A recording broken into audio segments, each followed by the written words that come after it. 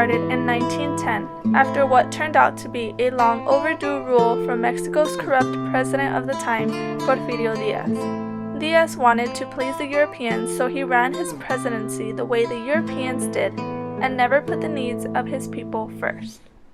He also did not take criticism well and sent anyone who spoke out against him to southern plantations to work as imprisoned slaves, or worse, they were shot to death.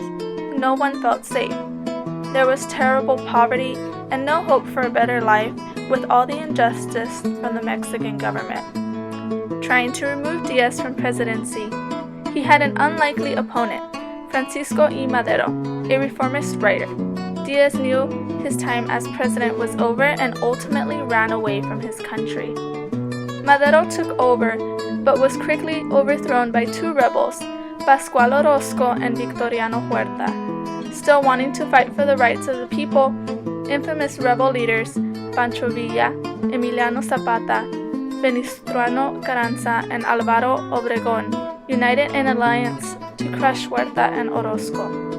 Long story short, it was a war within a country over lands, better lives, economic sustainability, and fairness within the government. This war continued on to the 1930s, forcing many Mexicans to leave their beloved country through any which way for a better life and to stay alive.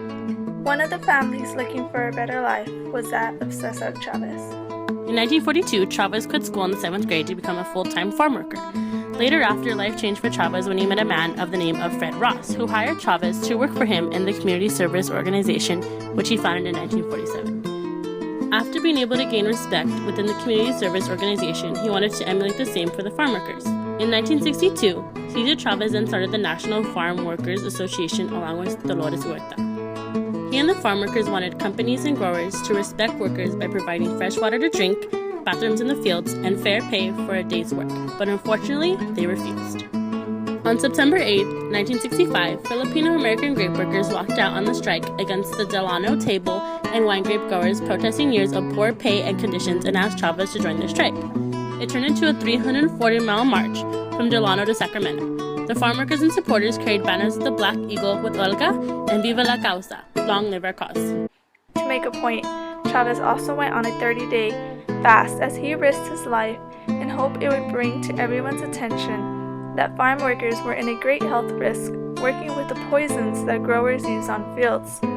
While the food would grow, the worker would begin to show signs of cancer, and the female workers would begin to have unsuspecting miscarriages. Gaining international attention, a huge political influence was that of Robert F. Kennedy, who was appalled to learn of the miserable working conditions endured by farm workers at the mercy of big agricultural businesses. However, President Richard Nixon had tried to break up the boycott by buying half of the unsold grapes and send them to U.S. military and exporting the other half to Europe, helping the growers.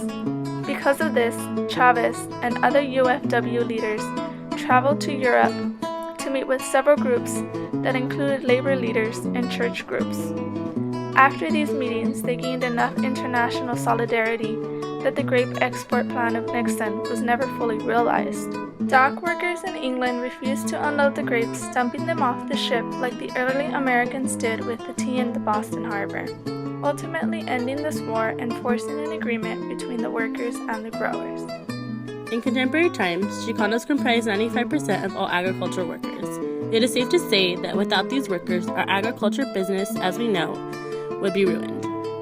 Many of them have dedicated everything to the fields, but it has come at a cost. Dr. Seth Holmes, an anthropologist and physician, spent 5 years traveling and working with migrant workers straight out of Mexico. During his studies, Dr. Holmes witnessed firsthand the poor conditions farm workers had to endure on a daily basis. Aside from the grueling physical aspects that are required in agricultural jobs today, many Chicanos find themselves living in small units called cabins, with their entire families, which cannot be considered adequate housing for people, let alone people who contribute as much as Chicanos do to our agriculture economy. In terms of healthcare, most farm workers don't bother seeing a doctor because they believe that doctors don't know anything. Los médicos no saben nada. Partially because of a communication barrier from Spanish to English, but mostly because of the healthcare system in the United States. Being uninsured and unfamiliar with American healthcare, it becomes more of a hassle than a benefit to seek out medical care, except in emergency circumstances. In poverty and pain, the social advancement for migrant workers and their families is also incredibly stifled by the many prejudices and social constructs that are placed on such workers. Many of the farm workers' children are learning English in an attempt to elevate their social standing, but because of the social hierarchy in the United States, which places these workers and their families at the bottom, it is becoming a lesson in futility.